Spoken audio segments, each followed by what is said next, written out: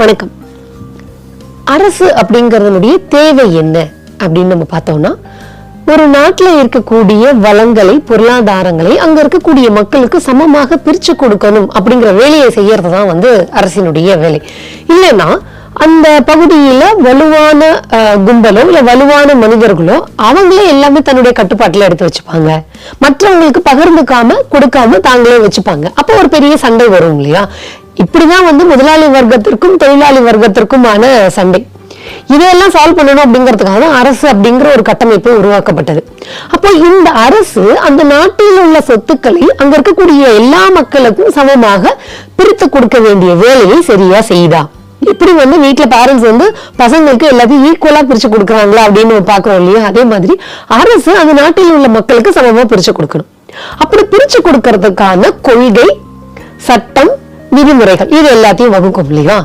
அப்படி ஒரு அரசு வகுக்கின்ற கொள்கை, சட்டம், விதிமுறைகள் எல்லாமே சரியானதாக இருக்குதா? அதுல ஏதாவது உள்நோக்கம் இருக்குதா? இல்ல தப்பு இருக்குதுங்களா?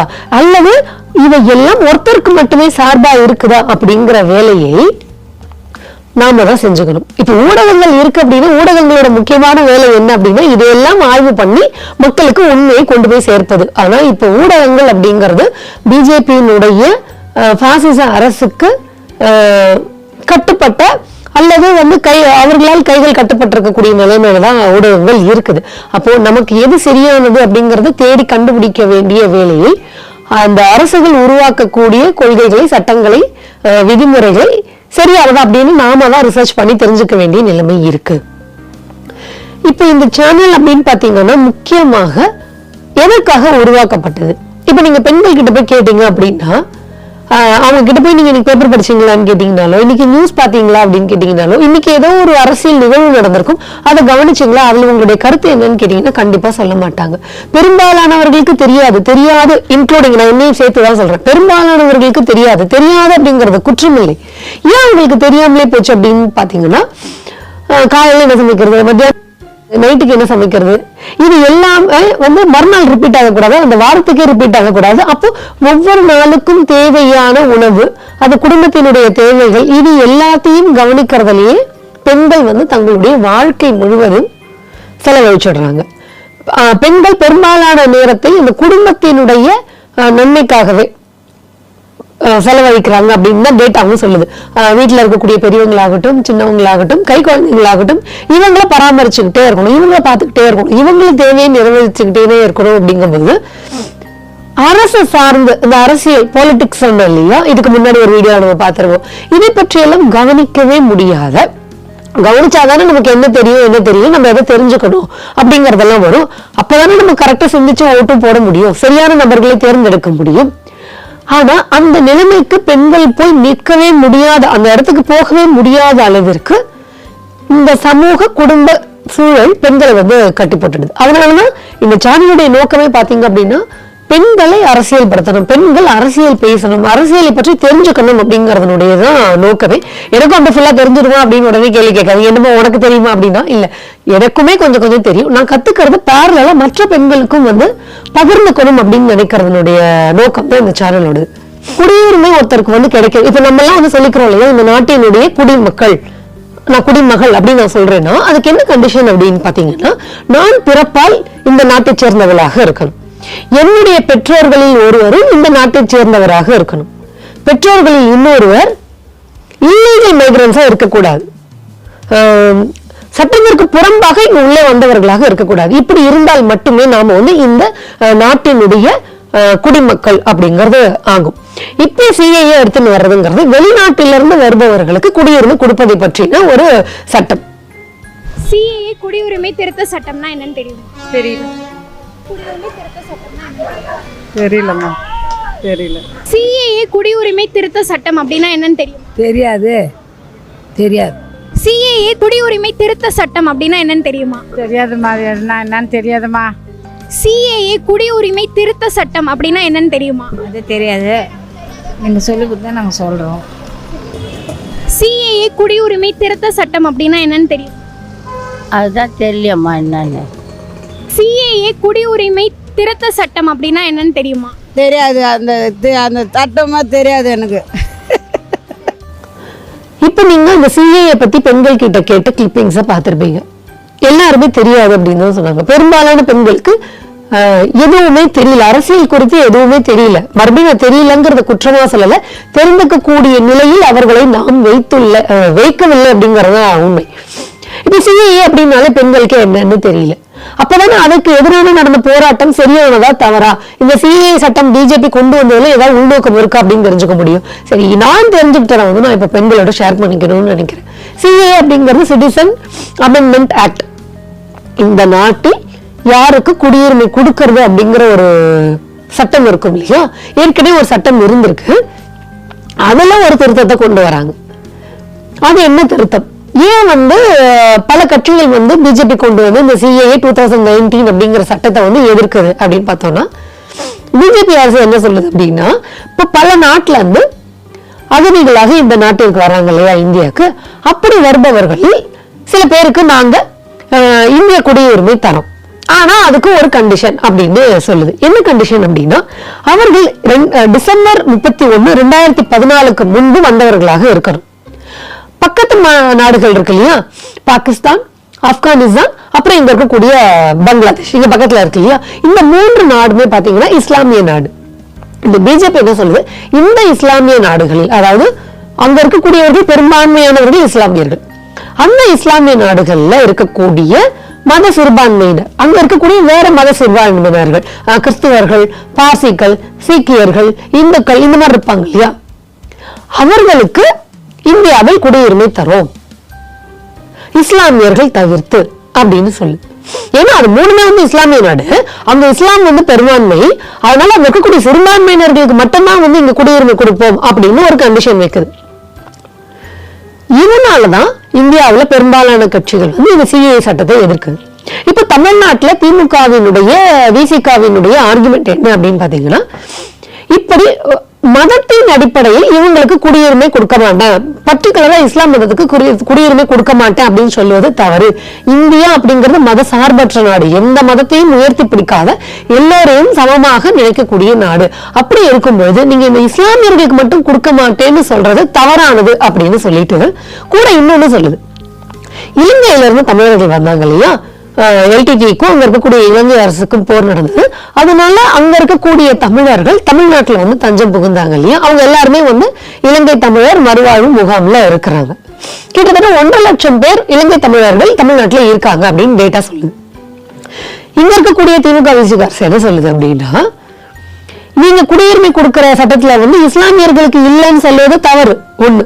2வது, இங்க இருக்கக்கூடிய இலங்கை தமிழர்கள் அவங்களும் இந்துக்கள் தானே, நீங்க இந்துக்கள்னு சொல்றீங்களே, அப்ப இலங்கை தமிழர்களுக்கும் ஏன் குடியுரிமை கொடுக்க மாட்டேன் என்று சொல்லுகிறீர்கள் அப்படின்னு கேள்வி கேட்டுட்டு நாடாளுமன்றத்துல வந்து பெரிய எதிர்ப்பையே கிளப்புறாங்க, பல கேள்விகள் கேட்கிறாங்க, போராட்டம் பண்றாங்க.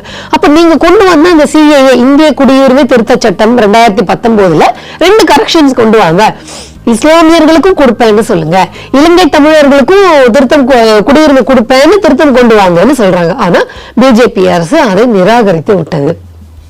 இதுதாங்க சிஏஏ சட்டம். சிஏஏ சட்டத்தை எதிர்ப்பதற்கான காரணம் இதுதான். சிஏஏ சட்டம் பாத்தீங்கன்னா அந்த திருத்த சட்டம் 2019 டிசம்பர் 11 நாடாளுமன்றத்துல பிஜேபி எடுத்துட்டு வருது. அன்னைக்கே அந்த மசோதா சட்ட முன் வரைவு நிறைவேற்றப்படுகிறது. 2 நாள்ல குடியரசுத் தலைவர் அதற்கு ஒப்புதலும் அளிச்சிடுறாரு. சரிங்களா, இதுதான் சிஏஏ பத்தி பேசிக்கா நம்ம தெரிஞ்சுக்க வேண்டிய விஷயம். இந்த சிஏஏ சட்டம் நிறைவேறுவதற்கு அங்க நாடாளுமன்றத்துல வந்து ஒரு சட்டம் எப்படி நிறைவேறும் அப்படின்னு சொன்னா, இதுக்கு சில விதிமுறைகள் இருக்கு. ஆனா எந்த விதிமுறைகளையும் பிஜேபி கடைபிடிக்கல அப்படிங்கறத உண்மை. ஒவ்வொரு சட்டத்தை நிறைவேற்றும் போதும் எப்படி வந்து ஜனநாயகத்தை படுகொலை செய்யுது, எதிர்கட்சிகளுடைய கருத்தை வந்து கேட்காம எப்படி வந்து சர்வாதிகார சிந்தனையோட நிறைவேற்றுறது அப்படிங்கறதெல்லாம் ஒவ்வொரு மசோதா சட்ட முன்வரவையும் நம்ம எடுத்து பேசணும் அப்படின்னு நமக்கு தெரிய வரும்.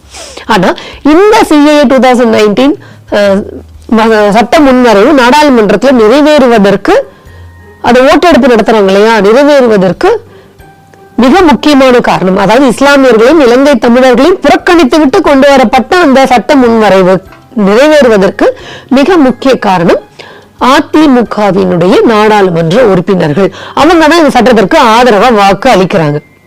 ஆனா அப்ப 2019 வாக்களிச்சுட்டு 2021 தமிழ்நாட்டுல சட்டமன்ற தேர்தல் நடந்தது இல்லையா, அப்ப ஏடிஎம்கே அதிமுக என்ன உங்களோட தேர்தல் அறிக்கையில கொடுக்குது அப்படின்னா, நாங்கள் ஆட்சிக்கு வந்தால் குடியுரிமை திருத்த சட்டம் 2019 சிஏஏ சட்டம் 2019 திரும்ப பெறுவதற்கு பாடுபடுவோம்.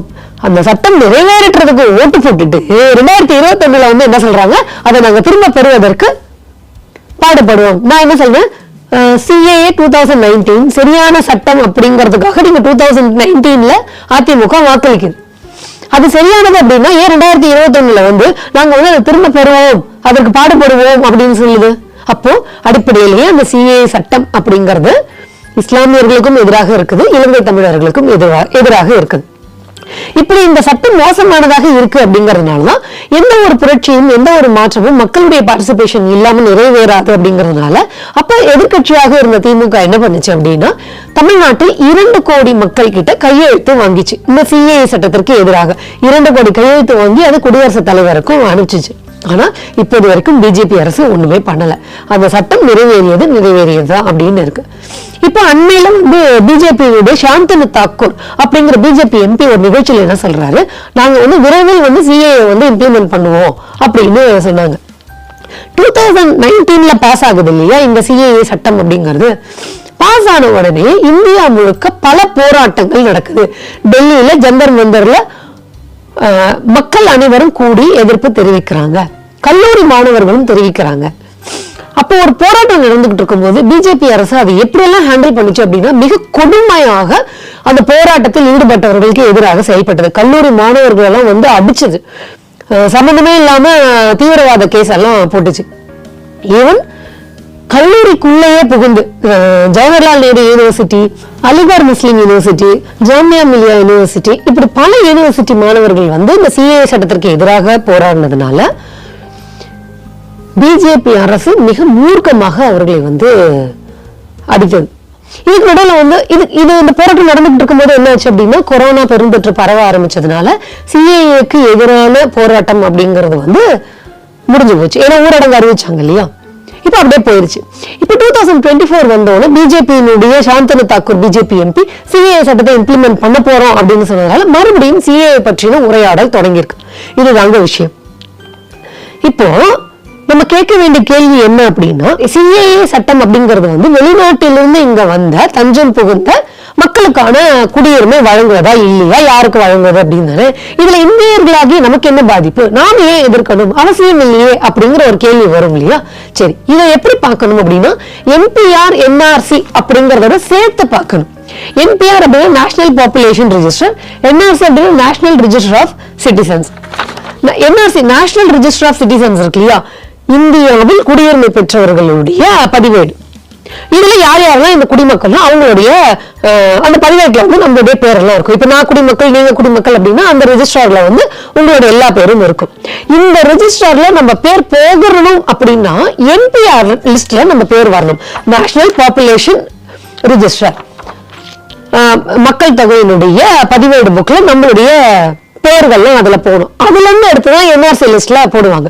இப்போ என்ஆர்பியில நம்மளுடைய பேர் வரணும் அப்படின்னா கவர்மெண்ட் அபிஷியல்ஸ்லாம் வீடு வீடா யார் யார் இருக்கீங்க, என்னென்ன பேரு, நீங்க என்ன பண்ணிட்டு இருக்கீங்க அப்படிங்கிற விவரம்லாம் எடுப்பாங்க இல்லையா. நார்மலா சென்சஸ் எடுப்பாங்க. ஆனா சென்சஸுக்கும் என்பிஆருக்கும் என்ன டிஃபரன்ஸ் அப்படின்னு பாத்தீங்கன்னா, என்பிஆர் சிஏஏ சட்டத்திற்கு கீழே வருகிறது. இப்ப என்பிஆர் டேட்டா பாப்புலேஷன் ரெஜிஸ்டர் நாங்க மக்கள் தொகை கணக்கெடுக்க தான் எடுக்கிறோம் அப்படின்னு சொல்லிட்டு வந்தால் அதுல கேட்கக்கூடிய கேள்விகள் என்ன அப்படின்னா, நம்மளை பத்தி கேட்டுட்டு நம்மளுடைய அப்பா அம்மா எந்த ஊர்ல பிறந்தாங்க, எந்த டேட் ஆஃப் பர்த்ல பிறந்தாங்க அப்படின்னு கேட்பாங்க. நம்ம வீட்டுல நம்மளுக்கும் தாத்தா பாட்டி இருக்காங்கன்னு வச்சுக்கோங்களேன், அவங்களுடைய விவரங்களும் கேட்கப்படும். இப்படி கேட்பது எல்லோரும் சந்தேகத்தோட கேள்வி எழுப்பும் போது அரசு என்ன பண்ணுச்சு அப்படின்னா, இல்ல அது ஆப்ஷனல் தான் அப்படின்னு சொல்லி ஏமாற்று வேலையை செய்தது. இப்போ சிஏஏ இம்ப்ளிமெண்ட் பண்றாங்க அப்படின்னா அவங்க என்பிஆர் என்ஆர்சிக்கும் வருவார்கள். அப்ப என்பிஆர்ல நம்மளுடைய விவரங்கள் கேட்பாங்க, நம்ம பேரண்ட்ஸோட விவரங்கள் கேட்பாங்க, தாத்தா பாட்டி உயிரோட அவங்களுடைய விவரங்களும் கேட்பாங்க. சரி, இதுல என்னங்க இருக்கு, நாங்க கொடுத்துட்டு போயிடுறோம் அப்படின்னா, இப்ப உங்ககிட்ட ஒரு கேள்வியை நான் முன்வைக்கிறேன். என்பிஆர் என்ஆர்சி சிஏவை எப்படி ஒரே லைன்ல பார்க்கணும்? அதனாலதான் சிஏவை இந்தியா முழுக்க பல பேர் எதிர்த்து போராடினார்கள். இந்தியாவில் பிறந்தவர்கள் இந்திய குடிமக்களை எதிர்த்து போராடினார்கள். ஏன்னு நான் சொல்ல வரேன். இப்போ என்பிஆர்ல உங்களுடைய பேரண்ட்ஸ் இருக்காங்கன்னா உங்க பேரண்ட்ஸோட பேர் கேட்பாங்க, சொல்லிடுவீங்க. அவங்க எந்த ஊர்ல பிறந்தாங்க அப்படின்னு கேட்டா நீங்க எந்த ஊர்ல இருக்கிறீங்களோ ஒருவேளை குத்து மதிப்பா உங்களுக்கு தெரியுதுன்னு வச்சுக்கோங்களேன். சரி, அதாவது ஆதிக்க ஜாதியில் பணக்காரர்களாக இருப்பவர்களுக்கு படித்தவர்களுடைய குடும்பத்துல இந்த பிரச்சனை இருக்காது. அவங்க எல்லாமே டாக்குமெண்ட் வச்சிருப்பாங்க. எங்க தாத்தாவுக்கு தாத்தா இப்படி இருந்தாரு, எங்க தாத்தா இப்படி இருந்தாரு, எங்க அப்பா அம்மா இப்படி இருந்தாங்கன்னு சொல்லிட்டு அவங்க டீடைல்ஸ் எல்லாம் வச்சிருப்பாங்க. நான் பேசுவது சாமானியர்களை பத்தி. இப்போ நம்ம அப்பா அம்மாவிற்கு எந்த ஊர்ல பிறந்தாங்க நீங்க குத்து மதிப்பா சொல்லிடலாம், அவங்களோட டேட்டா பார்த்து வாயில சொல்லிடலாம். இப்போ அதற்கு டாக்குமெண்ட் கேட்டா என்ன பண்ணுவீங்க? இப்ப நான் என்ன கேட்கிறேன், விளிம்பு நிலையில் வாழ்பவர்கள், பிளாட்ஃபார்ம் உலகம்னு ஒண்ணு இருக்கு இல்லையா, அதுல இருக்கக்கூடியவர்கள், நாடோடிகளாக இருக்கக்கூடியவர்கள், பழங்குடியினர், மலைவாசிகள், ஆதிவாசிகள், வீட்டிலிருந்து துரத்தப்பட்டவர்கள், மூன்றாம் பாலினத்தவர்கள், கைவிடப்பட்ட குழந்தைகள், இவங்கெல்லாம் தன்னுடைய பேரண்ட்ஸோட டீடைல்ஸ் எப்படி கொடுப்பாங்க? இப்போ நினைக்கிற பிளாட்ஃபார்ம் உலகம்னு ஒண்ணு இருக்கு இல்லையா, நாடோடிகளா வாழ்றாங்க இல்லையா, அவங்களுக்கே டாக்குமெண்ட்ஸ் இருக்காது. இப்ப கூட இப்ப நமக்கு தெரியும் இல்லையா, இப்பயும் பழங்குடியினர்கள் என்ன போராடுறாங்க, எங்களுக்கு வந்து பட்டா கொடுக்கல, எங்களுக்கு வந்து ஓட்டர் ஐடி இல்ல, எங்களுக்கு ஆதார் கார்டு இல்ல அப்படின்னு சொல்றாங்க இல்லையா. இவர்களுக்கு இல்லாத போது இவங்களோட பேரண்ட்ஸுக்கு எப்படி இருக்கும்? அவங்க பேரண்ட்ஸ் பத்தின டீடைல்ஸ் அவங்க கிட்ட இருக்குமா? அவங்க பேரண்ட்ஸ் எந்த ஊர்ல பிறந்தாங்க, அவங்க டேட் ஆஃப் பர்த்துக்கான ப்ரூஃப் என்ன அப்படிங்கறத நம்மளால கொடுக்க முடியுமா? அப்ப இத்தனை லட்சம் மக்களுக்கு, இத்தனை கோடி மக்களுக்கு எதிராக தான் இந்த சிஏஏ போய் முடியும். சரிங்க, இப்போ என்பிஆர் கேட்கும் போது நீங்க இந்த டீடைல்ஸ் எல்லாம் கொடுத்துடுறீங்கன்னு வச்சுக்கோங்களேன். அதாவது டாக்குமெண்ட்ஸ் கொடுக்காம ஓரலா சொல்லிடுறீங்க, இந்த ஊர்ல பிறந்திருப்பாங்க, இந்த டேட் ஆஃப் பர்த்ல பிறந்திருப்பாங்கன்னு சொல்லிட்டு என்பிஆர்ல எல்லாமே கொடுக்குறீங்க. இப்போ அரசு என்சிஆர்ல போய் நம்ம பேரை வந்து ஓகே இவர்கள் இந்த நாட்டின் குடிமக்கள் அப்படின்னு பதிவேற்றணும் அப்படின்னா இப்போ அவங்களுக்கு ஒரு சந்தேகம் வருதுன்னு வச்சுக்கோங்களேன். இல்லைங்க, நீங்க உங்க அப்பா அம்மாவோட டாக்குமெண்ட் எடுத்துட்டு வாங்க. டாக்குமெண்ட் இல்லையா, டாக்குமெண்ட் இல்லைன்னா என்ன சொல்றாங்க அப்படின்னா நீங்க சாட்சிக்கு யாராவது கூட்டிட்டு வாங்க. உங்க அப்பா அம்மா இந்த ஊர்ல தான் இருந்தாங்க, அவங்க இந்த இயர்ல தான் பிறந்திருப்பாங்க, அவங்க இந்துதான், இவ்வளவு வருஷமா இங்க இருந்தாங்க, எனக்கு தெரியும், சாட்சிக்கு ஆள் கூட்டிட்டு வர சொல்லுவாங்க. இப்ப நான் அதான் திரும்பவும் கேட்கிறேன், அடித்தட்டு மக்களுக்கு, வறுமையில் இருக்கக்கூடிய மக்களுக்கு, குடிசையில் இருக்கக்கூடிய மக்களுக்கு எப்படிங்க அவங்களுடைய அப்பா அம்மாவுடைய டாக்குமெண்ட்ஸ் எல்லாம் இருக்கும்? இருக்கிறதுக்கு வாய்ப்பே இருக்காது இல்லையா. இப்போ நீங்க சொல்லிடலாம், ஒருவேளை அந்த சிஏஏவில் இந்திய குடியுரிமை பெற்றவர்களாக நாம இருக்கணும் அப்படின்னு சொல்றதுல இப்ப நம்ம ஹிந்து அப்படிங்கறதுனால குடியுரிமை பெறுவதில் எந்த சிக்கலும் இருக்காது. இஸ்லாமியர்களுக்கு மட்டும்தானே குடியுரிமை இல்லைன்னு சொன்னாங்க. என்பிஆர்லயும் என்ஆர்சிலயும் என் பேர் வந்துருச்சு அப்படின்னா கூட நான் ஹிந்து அப்படிங்கறதுனால டாக்குமெண்ட் இல்லைன்னா கூட எனக்கு குடியுரிமை கிடைச்சிரும்னு சந்தோஷப்படாதீர்கள். குடியுரிமை கிடைப்பது அப்படிங்கிறது ரொம்ப சுலபமான காரியம் அல்ல. அசாம்ல இப்படிதான் ஆச்சு. என்பிஆர் என்ஆர்சி இம்ப்ளிமெண்ட் பண்ணி சிஏக்குள்ள கொண்டு வரும்பொழுது அந்த நாட்டில் 19 லட்சம் மக்கள் இந்திய குடிகள் இல்லை அப்படின்னு கவர்மெண்ட் அறிவிச்சது. அதில் பெரும்பாலானவர்கள் 14 லட்சம் பேர் கிட்டத்தட்ட இந்துக்கள். இத்தனை ஆண்டு காலமாக இந்தியாவில் இருக்கக்கூடிய மக்கள். அதனால என்கிட்ட எல்லா டாக்குமெண்ட்டும் இருக்கு, அதனால எனக்கு வந்து குடியுரிமை பெறறதுல எந்த பிரச்சனையும் இல்லை அப்படின்னு அசால்ட்டா நினைச்சிடாதீங்க.